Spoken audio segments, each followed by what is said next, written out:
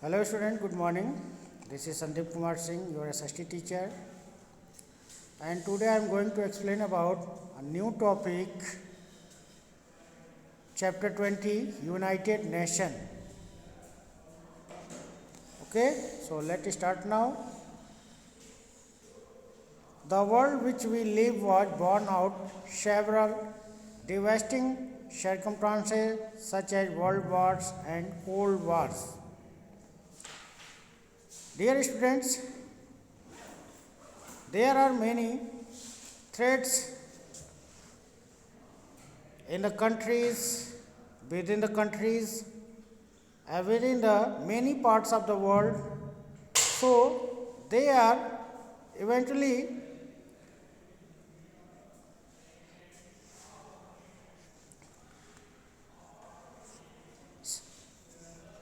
devastating in the world like cold wars and world wars. अगर आप देखेंगे तो विश्व में बहुत सारी अशांति माहौल रहा है, चाहे वो कोल्ड वार रहा हो या वर्ल्ड वार रहा हो. The industrialisation nation wanted to gain more and more market for their finished products. As you know that industrial revolution was began in European countries at the middle time, but many other part of the world are colonized by these developed countries, so they did not grow their economic condition, so they became poorer. But where the industrial revolution are running, they have to become more richer. So in the in the starting of the 19th century, they have captured the many parts of the world and they set up the many colonies on the world. But later these countries are free from long fighting of their freedom fightings. Okay, so the world became threats in many parts of the different in the world. So आप देखेंगे कि बहुत सारे industrial जो देश हैं, औद्योगिक देश हैं, जो अपना उत्पादन करते हैं और वो अपना प्रोडक्ट जो वो तैयार करते हैं उसको खपाने का प्रयास कहाँ करते हैं. उनका बहुत बड़ा मार्केट होता है विकासशील देश जो अभी विकसित नहीं होते हैं. दिस लेड टू कठोर कंपटीशन अमंग ब्रिटेन. और ये क्या है, धीरे धीरे इनमें ब्रिटेन से कंपटीशन होता चला गया. जर्मनी, फ्रांस, इटली एक्सेट्रा, यानी ये देश जो थे औद्योगिक देश थे जो विकास की दौड़ में सबसे आगे रहना चाहते थे और अपने सभी सामानों की खपत दूसरे देशों में करना चाहते थे जिससे उनकी इनकम आय बढ़े और साथ ही साथ वो दुनिया के सबसे शक्तिशाली देश बने. This started race of colonies. और इससे कॉलोनीज उपनिवेश बनने शुरू हो गए. What are colonies? When a country capture other part of the world and control whole system of that part of the country, that is called colonies. The European countries wanted to colonize for procuring cheap raw materials for their industries as market for selling their industrial goods. जैसा कि पिछले lesson में आप लोगों ने पढ़ा होगा कि भारत में अंग्रेज जब आए तो वो सिर्फ व्यापार करने के लिए आए थे, लेकिन यहाँ की व्यवस्था को देख करके वो धीरे धीरे यहाँ के शासक बन गए. यहाँ पर लड़ाई करते करते वो शासक बन गए. बाद में वो सारी चीज़ों पर यहाँ के जो भी औद्योगिक चीज़ें थी वो उसको ख़त्म करते चले गए. ख़त्म करने का रीज़न ये था कि वो अपने सामानों का खपत इस देश में करना चाहते थे, यहाँ से सस्ते माल लेकर के और अपने यहाँ तैयार करके फिर वही माल तैयार करके अपने देश में से यहाँ पर भारत में ला करके खपत करते थे। Gradually these country form alliance for protecting there vested interest. और जो विकसित देश रहे धीरे धीरे उन्होंने अलायंस यानी संगठन बनाना शुरू किया। मेनी वार आर वेयर फॉट्स, और इस क्रम में बहुत सारी लड़ाइयाँ लड़ी गई, जैसे कि भारत में बहुत सारे कंपनियां आए, जैसे अंग्रेज आए, फ्रांसीसी आए, पुर्तगाली आए, और इनमें आपस में लड़ाई भी हुई। अंत में अंग्रेज़ों की जीत हुई और वो सबसे शक्तिशाली देश बन करके यहाँ पर उनका कब्जा रहा। The world witnessed extreme devastation during the First World War. Millions of people died in the First World War. लेकिन विकास के अंधे दौड़ में हर देश अपने को आगे रखने के चक्कर में इन दोनों में बहुत प्रतिस्पर्धा कंपटीशन हुआ और इसका नतीजा ये हुआ कि फर्स्ट वर्ल्ड वार प्रथम विश्व युद्ध सामने आया और लाखों लोग इस वर्ल्ड वार में मारे गए। The world war had barely recovered from First World War. That another disaster from Second World War. अभी मुश्किल से ही फर्स्ट वर्ल्ड वार प्रथम विश्व युद्ध से ही उनके घाव भरे ही नहीं थे कि फिर दूसरा वर्ल्ड वार या दूसरा विश्व युद्ध शुरू हो जाता है। This world war witnessed havoc caused by the atom bombs in Japan. और ये दूसरा विश्व युद्ध पहले विश्व युद्ध से कहीं विनाशकारी रहा है, जिसका नतीजा जापान ने देखा है और इस पर परमाणु बम से हमले भी हुए। Two prosperous cities of Japan namely Hiroshima and Nagasaki were completely destroyed. Japan के दो बड़े औद्योगिक शहर हिरोशिमा और नागासाकी पूरी तरह से नष्ट हो गए। किसके द्वारा? बाय एटम बम, एटम परमाणु बम के हमले से ये पूरी तरह से नष्ट हो गए। The League of Nation was first international organisation form in 1919 to restore world peace and prevent future war. इसके बाद एक लीग ऑफ नेशन की स्थापना हुई जो एक अंतर्राष्ट्रीय संगठन, इंटरनेशनल संगठन था। 1919 में इसका गठन हुआ और ये विश्व में शांति लाने का प्रयास के लिए के उद्देश्य से हुआ और साथ ही साथ भविष्य में युद्ध न हो इसके लिए इसका गठन किया गया। It was however a weak organisation with no real powers. हालांकि ये बहुत कमज़ोर संगठन था लेकिन इसमें कोई ज़्यादा पावर नहीं था।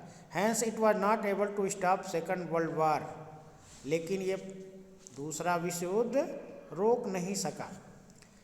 Formation of the united nation, the mass destruction of life and property after the second world war led world leaders to think about the ghastly effect of these wars। विश्व युद्ध, दूसरे विश्व युद्ध के भयावह जनहानि के बाद विश्व के नेताओं को ये सोचने के मजबूर कर दिया कि वर्ल्ड वार के क्या भयानक परिणाम हो सकते हैं। Hence a stronger and powerful world organisation was proposed by many countries.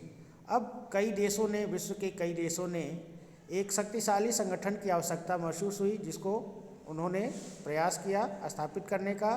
This led formation of the united nation organisation. और इस तरह से यूनाइटेड नेशन का फॉर्मेशन, ऑर्गेनाइजेशन का फॉर्मेशन होता है, निर्माण होता है। On 24 October 1945 51 countries signed the UN Charter giving birth to the UNO in San Francisco। San Francisco एक यूएन चार्टर पर 51 देशों ने साइन किया, हस्ताक्षर किए और 24 अक्टूबर 1945 को यूनाइटेड नेशन की स्थापना हुई। India join UN on 30 October 1945.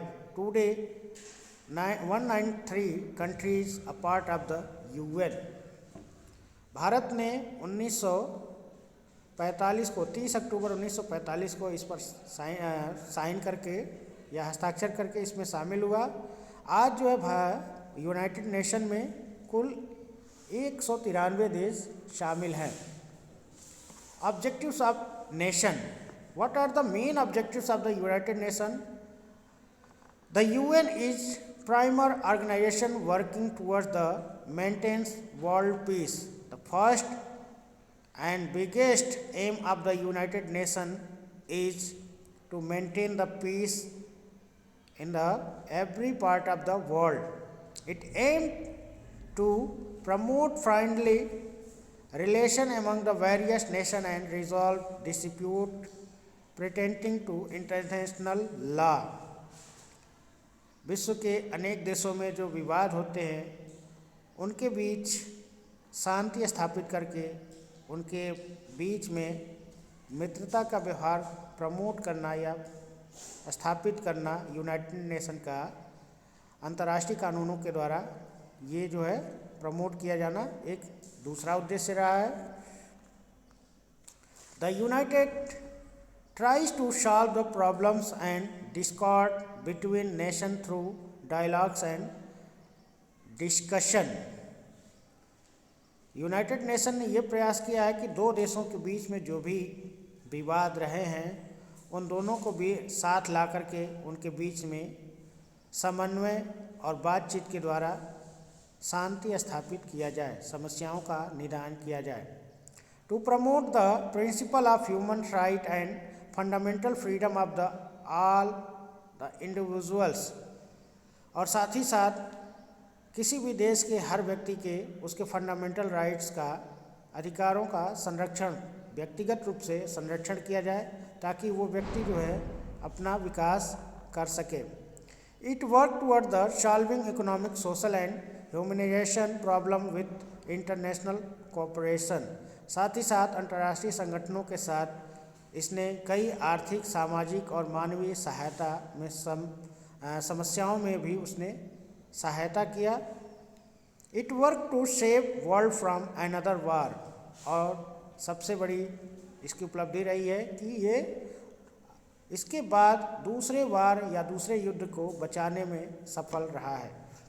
The UN plays a very vital role restoring world order.